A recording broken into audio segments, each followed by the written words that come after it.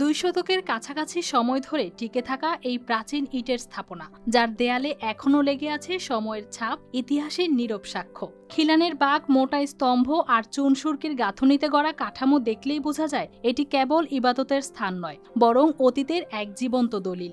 ভেতরে পা রাখলে পুরনো ইটের গন্ধ আর নিঃশব্দ পরিবেশ যেন অন্য এক সময়ে নিয়ে যায়।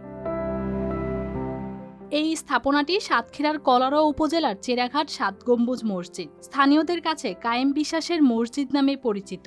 নামফলক অনুযায়ী নির্মাণকাল 1862 সাল। প্রায় 163 বছর আগে 12 শতক জমির উপর গড়ে ওঠা মসজিদে একসঙ্গে 60 থেকে 65 জন মুসল্লি নামাজ আদায় করতে পারেন।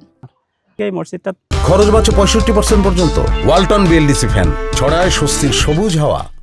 হলো 1269 সালে তৈরি হয় এবং 1862 সালে সেখান থেকে মসজিদটা তৈরি হয়। তারপরে দীর্ঘদিন দাদারা কায়েম বিশ্বাস উনি মারা যান এবং আমার দাদাও মারা যান। তো সেখান থেকে এই মসজিদটা পাড়ার মহল্লার গরিব মানুষ যাও তাদের সাহায্য সহযোগিতা অবস্থায় জরাজীর্ণ অবস্থায় হলেও ছিল। তো আস্তে আস্তে এটা অনেকটা কিছুটা মেরামত করা হয়েছে, এখন অনেকগুলো কাজ বাকি আছে, সেটা এখনো করতে হবে।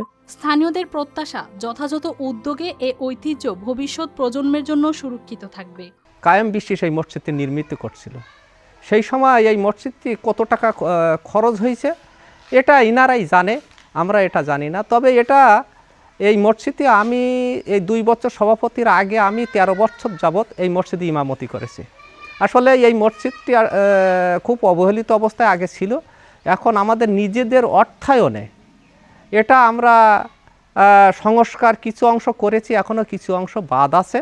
সম্প্রতি সম্প্রসারণের উদ্যোগ নেওয়া হয়েছে, নতুন সিঁড়ি যুক্ত হচ্ছে পুরনো অংশের সঙ্গে। News desk, RTV।